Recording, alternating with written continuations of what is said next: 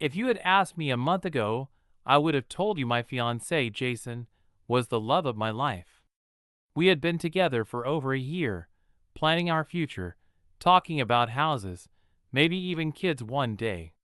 Sure, there were little things that seemed off, like how he guarded his phone like it held nuclear codes, but I brushed it off.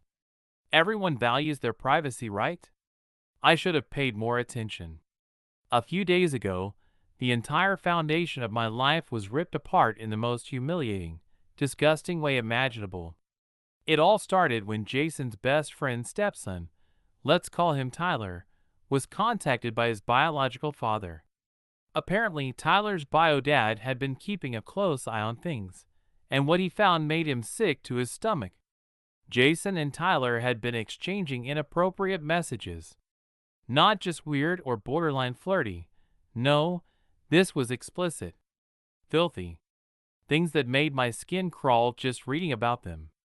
And the worst part? Biodad wasn't about to handle this quietly.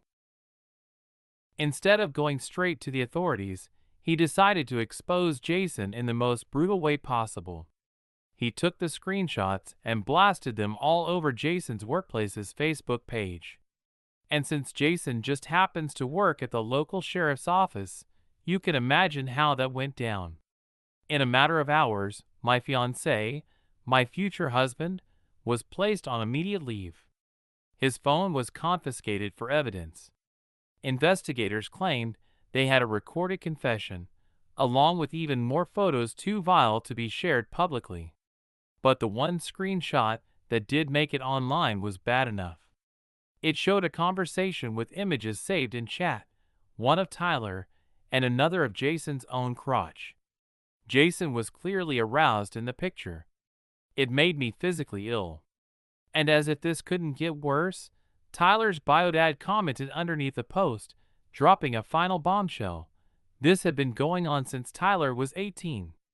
My stomach turned to ice. I had been sleeping next to this man, loving him, planning a life with him.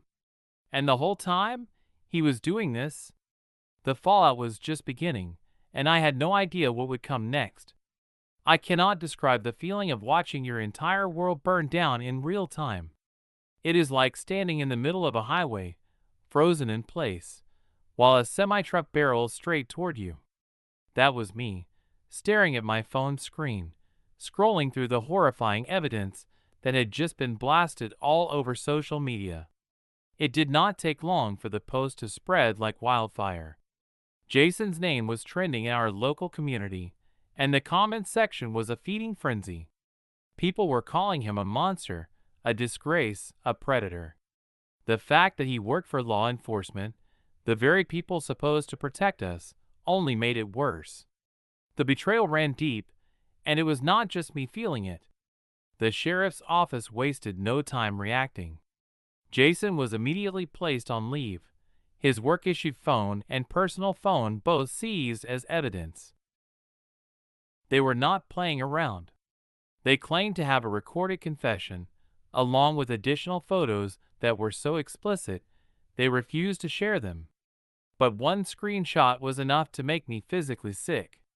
It showed two saved chat images, one of Tyler, the other of Jason's crotch.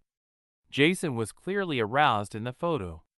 There was no room for misinterpretation. The entire town had seen it. My fiancé, someone I had trusted, loved, defended, was now the center of a full-blown criminal investigation.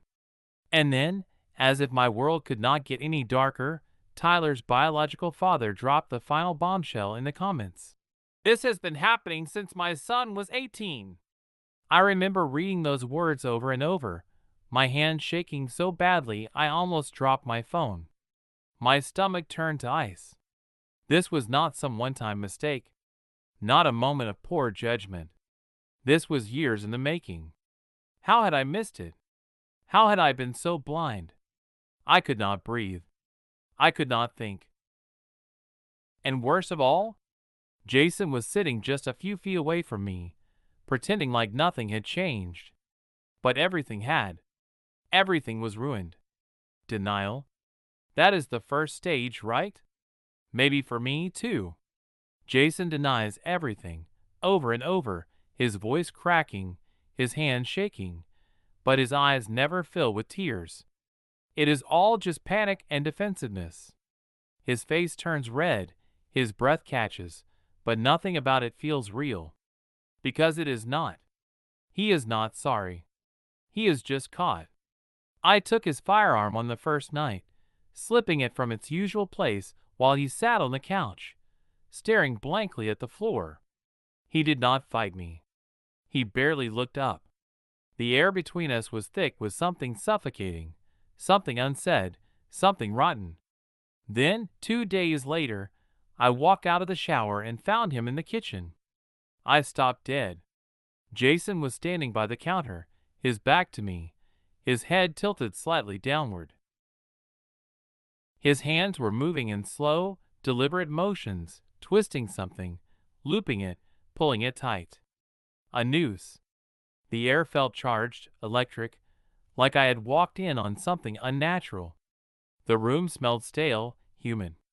The sound of the rope shifting against itself was the only thing I could hear. He was methodical about it, testing the knot, making sure it would hold. I did not say anything, but he knew I was there. His body stiffened, but he did not turn around. Not right away. He just stood there for a second longer, his fingers twitching at the rope. Then he dropped it. The noose hit the tile with a quiet thud, curling in on itself like something alive. His hands flexed at his sides as he finally turned to face me, his face unreadable. "It's not what it looks like," he said, voice dry and hoarse. I just stared at him. He knew exactly what I was thinking. And he knew I was not stupid enough to believe him anymore. For a second, I wondered if I should say something. If I should ask what he had planned to do with it. If I should call someone. If I should run. But I did not do any of that. Instead, I turned and locked myself in the bedroom. Jason did not knock. He did not speak. He just stayed out there, in the kitchen, where the noose lay curled on the floor like a silent threat. Themes, manipulation, fear, and the collapse of reality. Jason is unraveling, but not in the way you would expect. He is not breaking down in sobs. He is not screaming his innocence. No, his unraveling is quieter, darker, more calculated. He wants me to feel responsible for him. He wants me to see him as broken, as desperate, as someone who needs saving. It is not about guilt anymore. It is about control. The noose was never meant to be used. It was meant to be seen. And I saw it. TLDR, my fiancé is being accused of preying on his best friend's stepson. If what they are saying is true, this has been happening since the boy was 18. Jason denies everything, but his panic is growing. He is unraveling. And now, he is leaving signs.